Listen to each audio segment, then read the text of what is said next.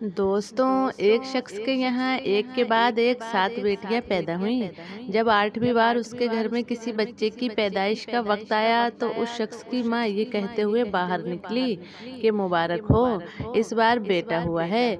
7 बेटियों के बाद बेटा हुआ था। इकलौते बेटे की मोहब्बत 7 बेटियों की मोहब्बत पर भारी पड़ गई। सुबह सवेरे वो अपने बेटे को कंधे पर लादकर खेतों में काम के लिए निकल जाते थे। सातों लड़कियां दरवाजे की ओट में खड़े होकर अपने बाप को देखती रहती कि अब हम भी अपने अब्बू के साथ खेतों में जाएंगे।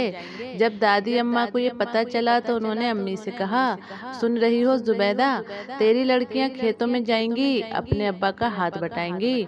उनका भी जवाबन कहा सुनने को मिला, लड़कियों का काम होता है चूल्हा चौका करना, लड़कियां कभी भी लड़कों की बराबरी नहीं कर सकती।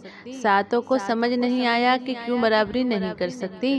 सातों बेटियां सारा दिन आम के पेड़ से झूला बांधकर झूलती रहती। उन्होंने कई बार देखा कि दादी फल और मिठाइयाँ बांटते वक्त नाइंसाफी करती हैं और भाई को ज्यादा हिस्सा दिया जाता है। एक दिन एक लड़की ने पूछ लिया कि भाई को हिस्सा ज्यादा क्यों?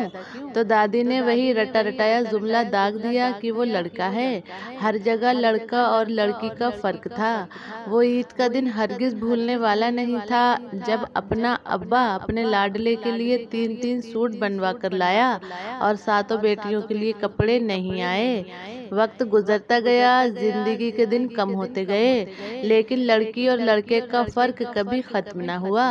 सातों लड़कियां स्कूल की दीवारें देखती रह गईं, लेकिन अब्बा और दादी ने अपने लाडले को खूब पढ़ाया। लड़कियां घर के काम करती रहीं और लड़का पढ़ाई करता रहा। सबसे छोटी वाली ने मुंह बिसूर कर कहा, क्यों नहीं पढ़ सकती लड़कियां? जवाब अब्बा के बजाय दादी से सुनने को मिला। दादी ने कहा, लड़कियां बत्तखों की तरह होती हैं, न कभी उड़ सकती हैं और न कभी उड़ान भर सकती हैं। मेरा लड़का तो बुलबुल है, देखना एक दिन लंबी उड़ान भरेगा। दादी ने उन्हें बत्तखों का नाम दे दिया था जो पूरे घर में मशहूर हो गया। अब तो पूरे घर में सातों को बत्तखों की टोली के नाम से याद किया जाता था। अब्बा को एक बार पैसों की जरूरत पड़ी तो सातों लड़कियों ने जमा किए हुए पुराने सिक्के अब्बा के सामने जाकर रख दिए। अब्बा बोले, मुझे तुम्हारे पैसों की जरूरत नहीं। बहुत कोशिश की, दुआएं की, मगर अब्बा के दिल पर लगा ताला कभी ना खुल सका। सातों मिलकर अब्बा के काम करती, कोई जूते पॉलिश करती, कोई उनकी पगड़ी को धोकर खूब चमकाती, कोई उनके वुजू का लोटा हमेशा तैयार रखती। बदले में अब्बा ने कभी एक नजर हमदर्दी से नहीं देखा। वक्त गुजरता गया और एक एक करके घर का आंगन खाली हो गया। एक एक करके बेटियों की शादी होने लगी।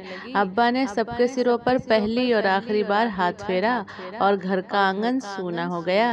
ना किसी को फर्क पड़ा और ना ही पड़ना था।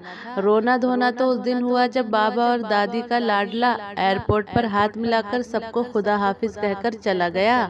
दादी रोती रह गई। बाबा ने दादी से कहा, अम्मा 2 साल की ही तो बात है, आ जाएगा वापिस।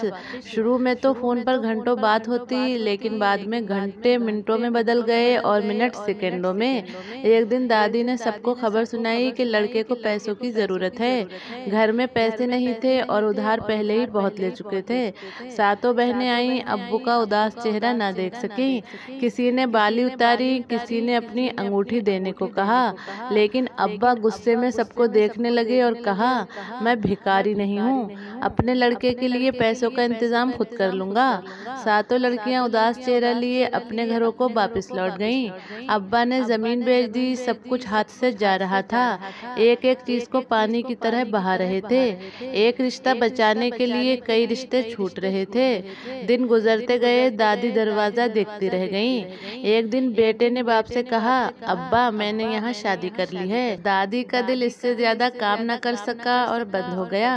दादी की मौत के कुछ दिन बाद अम्मा भी सबसे रुखसती ले गई, यानी अम्मा का भी इंतकाल हो गया। अब्बा घर के आंगन में तन्हा रह गए। वक्त ने उन्हें बूढ़ा कर दिया, आंखें बंजर हो गईं, चमन उजड़ चुका था। अब तो बरसों बीत गए। बेटियां आती और 2-4 लम्हे बाप को हौसला देती और अपने शोहरों के डर से पलट जाती। वो दिसंबर का महीना था, सर्दी से दरख्त भी कांप रहे थे।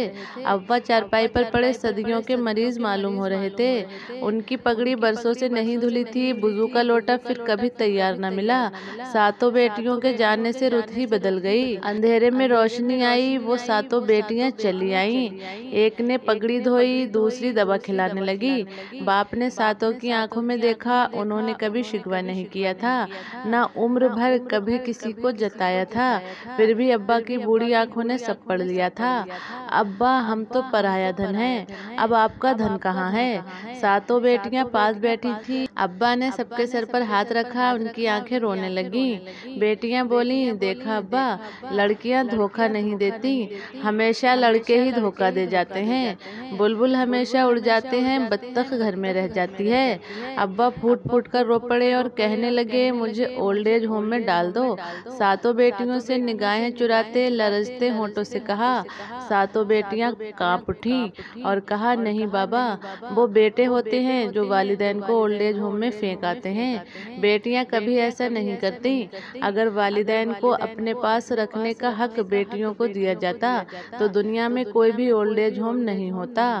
वो नजरें चुरा गए, नजरें मिलाने के काबिल नहीं रहे थे। सारी जिंदगी रेत का ढेर बन गया, अल्लाह की दी हुई रहमतों की कदर ना की, दिल की धड़कन और काम ना कर सकी। सातों बेटियों की चीखों से मोहल्ला गूंज उठा, सबकी आंखों में आंसू थे। अगर दुनिया में बेटियां न होती तो बापों के जनाजे सन्नाटों में उठते।